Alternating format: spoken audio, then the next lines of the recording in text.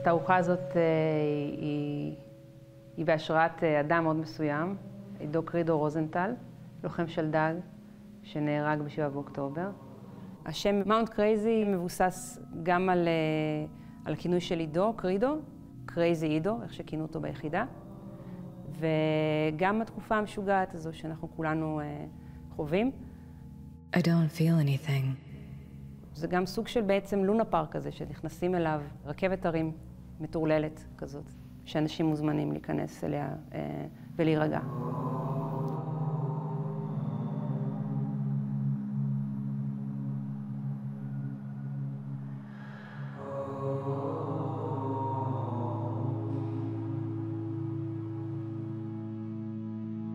את עידו הכרתי בשוויץ, והיינו מאוד שונים, שני קונטרסטים לגמרי. ובכלל, כל התקופה הזו שאנחנו מתעסקים בה, היא תקופה מאוד קונטרסטית, של דברים שלא בהכרח מתחברים אחד לשני, שאין היגיון.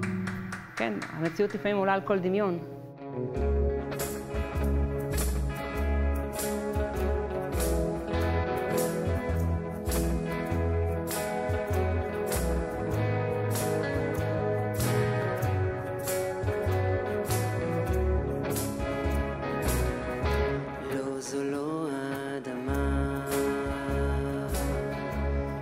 השמש שבוערת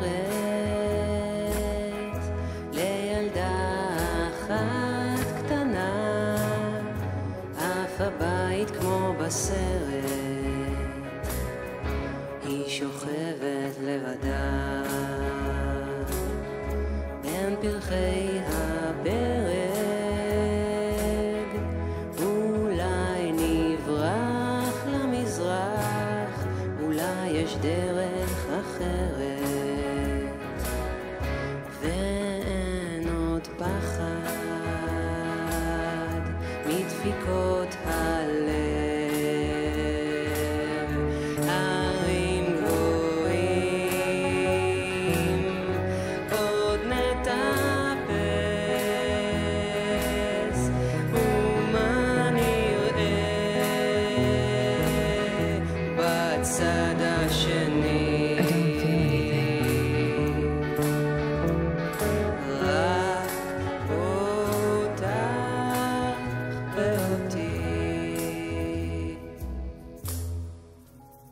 הסתובבנו בציריך וגם באלפים, היה איזה טיול ליום.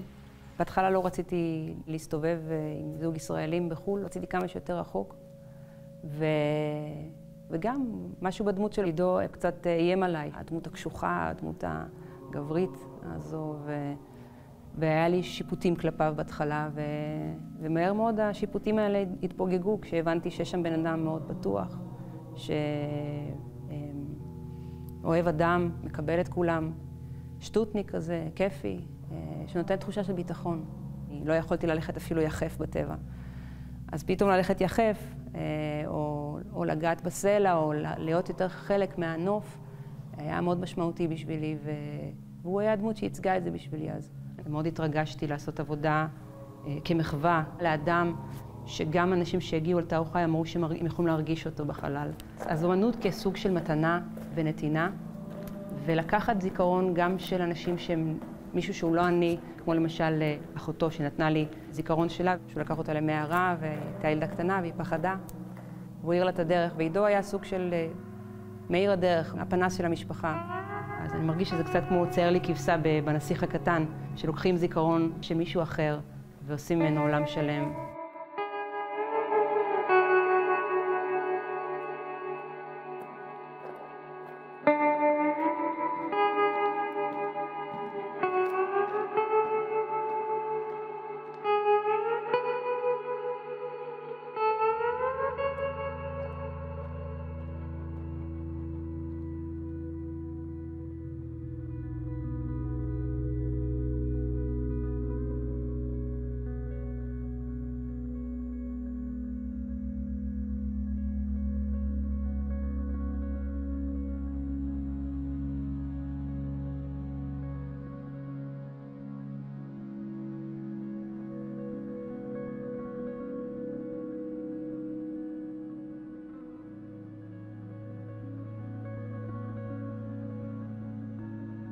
זו תערוכה שהיא בעצם מביאה הרבה צבע ואור, אבל מתמודדת עם נושאים שהם מתחת לפני השטח, יותר אפלים, יותר קשים.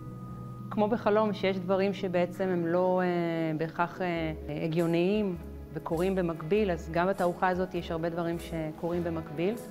החומרים פה הם מלבד, יש פה ניאונים, הרבה מדבקות, חומרים ילדיים ורקים.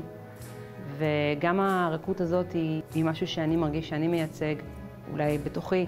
כמו שילד מסתכל על העולם, ילד או ילדה מרגישים הכל. ולכן היה לי חשוב לעשות את התערוכה הזאת ולהנגיש אותה לכולם, גם למבוגרים, גם לילדים. כולם יכולים למצוא את המרחב הבטוח שלהם, המרחב הרך שלהם. אז לעשות את התערוכה הזאת זה היה מאוד מרגש, זה היה גם כואב, זה היה עזר לי להתמודד עם התקופה הזאת, בעצם לאבד אותה. רציתי לייצר את התחושה הזאת שיש פה את העצבות, אבל גם את השמחה והאופציה אחרת לחיות חיים יותר שלווים, גם כשהכל כאוטי ומתפרק מסביב.